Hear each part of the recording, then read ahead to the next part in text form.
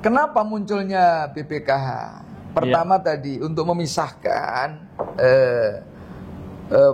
pengaturan pengelolaan keuangan itu tidak ada pada penyelenggara. Itu sudah benar itu. Oke, iya. Ya kan, kalau menyatu dengan penyelenggara, potensi bocornya besar. Gitu kan? Kalau umpamanya katakan nanti investasi ada hotel. Kemarin saya wawancara dengan Kiai Maman, itu Prabowo mengusulkan untuk adanya kampung Indonesia atau kampung haji di situ. Nah, kemudian investasinya ini ke sini bagaimana nih? Iya, dari dulu itu sudah ada wacana begitu. Sudah dulu mulai dari daerah di Misfala yang deket-deket itu. Iya. Sekarang terus berpindah ke Sisa, nggak tahu sekarang mau pindah lagi tanahnya di mana itu. Tapi itu isu itu udah lama. Kampung haji, duitnya pemerintah nyari sendiri, jangan pakai duitnya calon jamaah. Iya Pak, bahaya. Kalau ini di tengah jalan gagal mau apa? Nggak bisa berangkat haji. Jutaan orang jadi korban anggaran APBN. Itu APBN lebih keren itu. Nanti BPKH menyewa.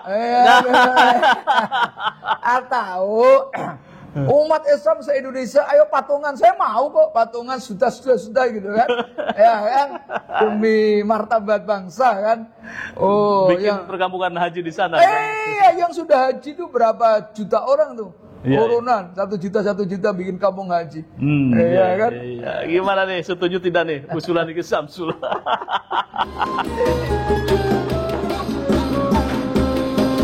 Pemirsa, masih dengan Ki Samsul, yaitu tentang bagaimana untuk pengelolaan keuangan haji ya, yang sekarang itu ditangani oleh BPKH. Ya. Oke, jadi ada sekitar uang 171 triliun. Kurang lebih, kemudian diinvestasikan, salah satunya adalah di sukuk. Sehingga memang kebijakan BPKH, kalau BPKH boleh berinvestasi, tetapi ini harus aman. Nah, tidak boleh rugi. Regulasinya seperti itu. Ini Ki Samsul bagaimana nih mengkritisinya? Iya, jadi begini. Kenapa munculnya BPKH? Pertama tadi untuk memisahkan pengaturan pengelolaan keuangan itu tidak ada pada penyelenggara. Itu sudah benar itu. Ya kan, kalau menyatu dengan penyelenggara, potensi bocornya besar. Gitu kan? Nah, tapi tidak itu saja tentu. BPKH yang diisi oleh orang-orang top itu, terutama orang-orang mantan ekonom ya, direktur, ekonom, bankir itu kan, itu ngumpul di situ diharapkan untuk bisa mengembangkan uang yang sebesar itu, supaya membantu proses penyelenggaraan ibadah haji. Kan duit banyak, mestinya untungnya juga lebih banyak. Tetapi yang terjadi sekarang ini lebih banyak ditaruh di sukuk. Yang sekarang lagi dibahas di DPR tentang revisi pengelolaan dana haji. Itu ada revisinya, undang-undang pengelolaan dana haji. Nanti ada bahwa BPK itu boleh berbisnis di luar sukuk. Seperti kemarin muncul wacana, membuat hotel di Mekah, ya kan? Kemudian juga mengelola kayak catering. Nah, terus mengelola catering itu salah satunya bumbu Nusantara. Itu yang terus ekosistem haji tuh, ekosistem haji mulai dari transportasi macam-macam. Nah, ini kira-kira bagaimana nih kalau seperti ini? Ya sudah sih, saya dengar-dengar sudah mulai, tetapi masih itu kecil-kecilan aja, Pak. Misalnya bumbu saset dan ada kantin di maktab di hotel-hotel itu kan. Itu kan nggak seberapa. Kalau umpamanya katakan nanti investasi ada hotel. Kemarin saya wawancara dengan Kiai Maman, itu Prabowo mengusulkan untuk adanya kampung Indonesia atau kampung haji di situ. Nah, kemudian investasinya ini ke sini bagaimana nih? Iya, dari dulu itu sudah ada wacana begitu. Sudah dulu mulai dari daerah di Misfala yang deket-deket itu. Sekarang terus berpindah ke Sisa, nggak tahu sekarang mau pindah lagi tanahnya di mana itu. Tapi itu isu itu udah lama. Terus. Setiap pergantian rezim itu selalu ada isu dimunculkan begitu. Tetapi juga ada bantahan-bantahan dari Kemenak, bagaimana katanya pemerintahan Saudi tidak boleh kalau negara itu membuat hotel sendiri untuk haji gitu kan. Ya, ada paling-paling ya hanya sekedar untuk apa nggak besar gitu kan. Ya macam-macam kita nggak pernah tahu hubungan negara dengan negara atau kebijakan pemerintah Saudi. Jangan-jangan hanya wacana tapi ternyata tidak bisa dipraktekkan. Jadi harus ngomong langsung sama pemerintahan. Iya, katakanlah disetujui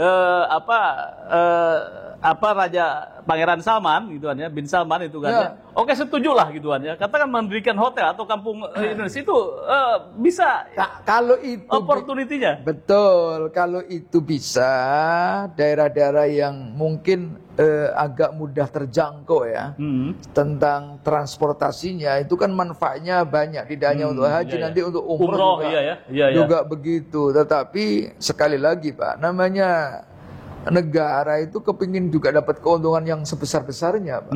Arab Saudi ya. Arab Saudi. Ini kadang-kadang problemnya di situ. Bukan itu aja. Namanya di Saudi haji itu banyak kepentingan yang mau menggiurkan memang. Jadi ada orang yang mapan, misalnya orang terganggu punya kepentingan bisnis di situ. Oh, ini sudah gua nih yang ngatur. Dulu pernah catering. Ya, karena satu catering itu untuk semua ya akhirnya orang yang lain biasa dapat penggawaian dengan berbagai macam cara diganggu. Ini bukan hal yang sederhana, Pak. Jadi untuk menuju pencapaian itu pasti ada tapi nggak apa-apa, dicoba dulu. Tapi bagaimana caranya meyakinkan pemerintah Saudi dulu. Kalau kita sih dana ada, uang ada, semuanya sudah oke sebetulnya. Tinggal keputusan berani apa tidak pemerintah. Karena itu juga resumenya nggak besar. Kalau gagal duit orang nih, kecuali duit pemerintah, ya kan? Ya, duit pemerintah. Uang mau dipakai misalnya buat setoran orang mau haji, mau digunakan menyiapkan orang umroh itu gimana juga. Jadi banyak hal yang harus dibahas. Oke. Jadi kalau umpamanya membuat hotel di sana, uang setoran dana haji kan ya, kemudian hotel di sana, kemudian nanti bisnis itu dari bisnis haji ini kan. Nah, di bisnis haji itu kemudian bisa umroh segala macam-macam. Itu kan keuntungannya di situ, Kiai, sehingga bisa meringankan biaya haji itu. Cuma itu kosnya terlalu besar. Ya. Kalau kampung haji, duitnya pemerintah nyari sendiri, jangan pakai duitnya calon jamaah. Iya, Pak, bahaya. Kalau ini di tengah jalan gagal mau apa? Nggak bisa berangkat haji. Jutaan orang jadi korban. Harus minta izin juga itu. Jadi kalau punya pikiran itu harus disesuaikan dengan kemampuan, Pak. Boleh, saya hargai ada kampung haji, boleh, bagus, idenya bagus. Duitnya dari mana? Jangan duit calon jamaah dipakai. Lah justru itu nilai manfaatnya ketika diinvestasikan bisnis. Ya manfaat, kalau manfaat, kalau enggak sekaligus habis. Yang namanya bisnis, Kiai, berarti kan kalau bisnis itu bagaimana mencoba opportunity-nya bagus, dan itu ketika usai haji pasti kan umroh, orang Indonesia itu umroh setiap bulan itu. Ngeri itu banyak. Tapi usulan saya kalau bisa untuk membuat kampung haji itu anggaran APBN. Itu lebih keren itu. Nanti BPKH menyewa. Atau umat Islam se-Indonesia, ayo patungan, saya mau kok patungan sudah gitu kan. Ya kan, demi martabat bangsa kan. Bikin perkampungan haji di sana. Yang sudah haji itu berapa juta orang tuh. Turunan 1 juta bikin kampung haji. Kan?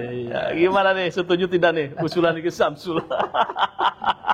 Ini jadi seperti ini, Kiai. Nah, Aceh ya. Aceh itu ada salah satu warga ya.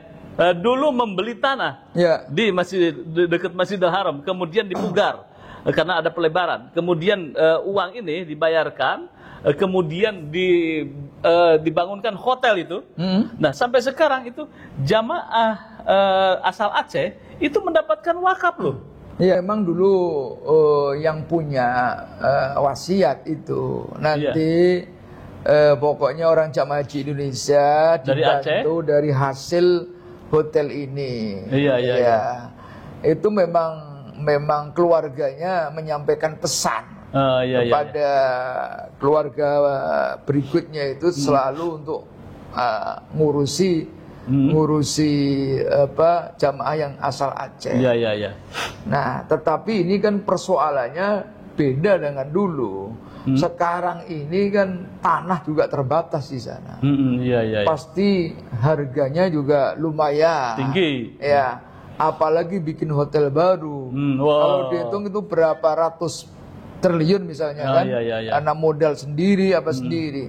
Ratus triliun itu butuh, dia bisa mengambil manfaat setelah tiga tahun setelah iya, iya. itu kan.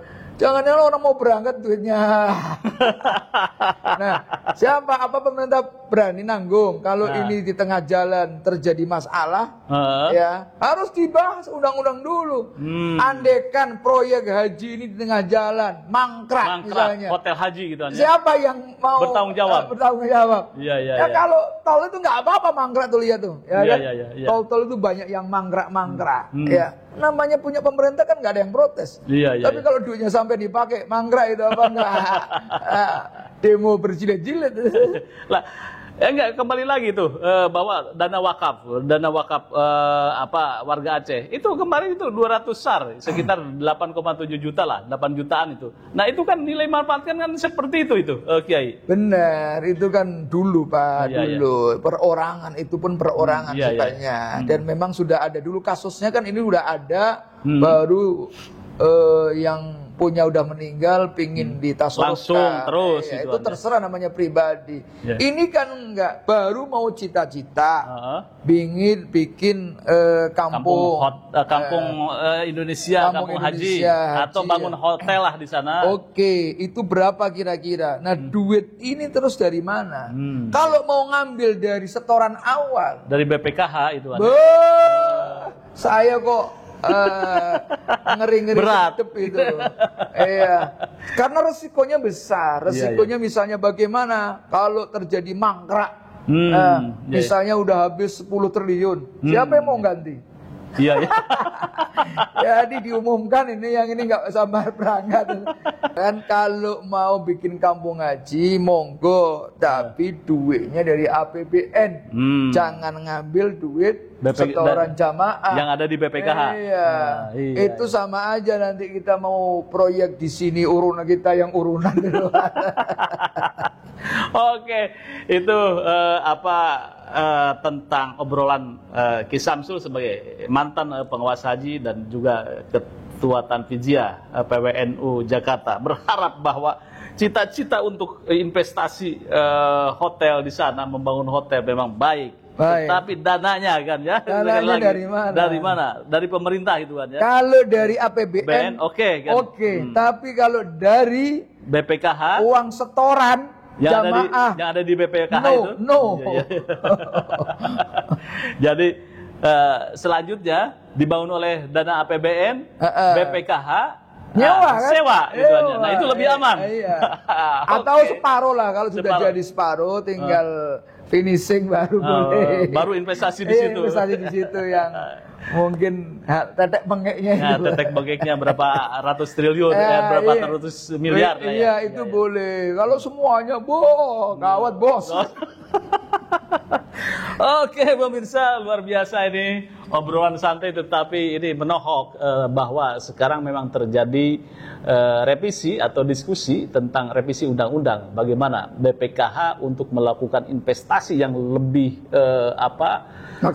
maksimal sehingga hasilnya bisa dinikmati dan dana manfaatnya atau nilai manfaatnya akan lebih, tetapi tetap aman begitu kan ya. Oke. Bagaimana pemirsa? Saya tunggu komentarnya. Terima kasih. Jangan lupa like, share, subscribe pada Suara TV. Wassalamualaikum warahmatullahi wabarakatuh. Waalaikumsalam warahmatullahi wabarakatuh. Oke, luar biasa nih.